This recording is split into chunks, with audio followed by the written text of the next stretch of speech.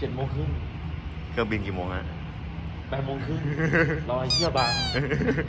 ยัดเป็ดเครื่องเนี่ยเครื่องมันอย่างนี้ทุกทีเลยเพิ่งเข้าไทยต่อเครื่องมันอย่างนี้ทุกทีเลยดีเลย์8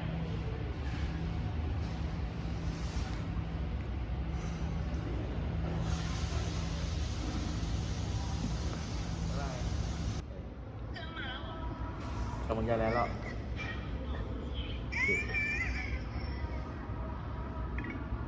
ที่หาบัง และนี่เครื่องก็แลนด์แล้ว ฮัลโหลยังไม่ได้ไป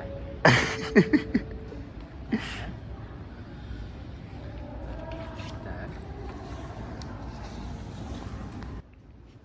มึงเล่นกูแล้วบังออก10 โมงเลยเดี๋ยวกูเจอมึงแล้วบังสรุปก็ได้ไปแล้วนะครับ มึงนี่เป็นคนบาปคือมันตื่นแล้วท่านรอครับ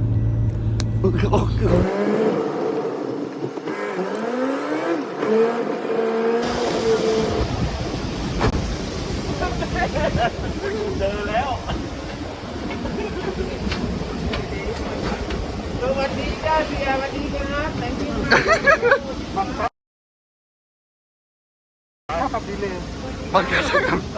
มีอะไรจะพูดกับอันนี้ไหมฮะคนทำเครื่องช้าบังคับเข้ากับดีเลยครับ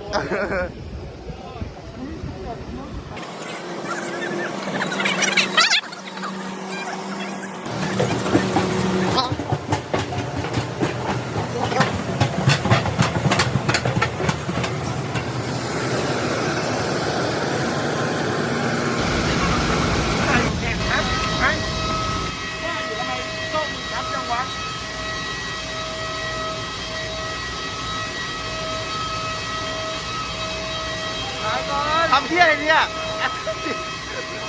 ทำเที่ยอะไรเนี่ยเย็ดเป็ดก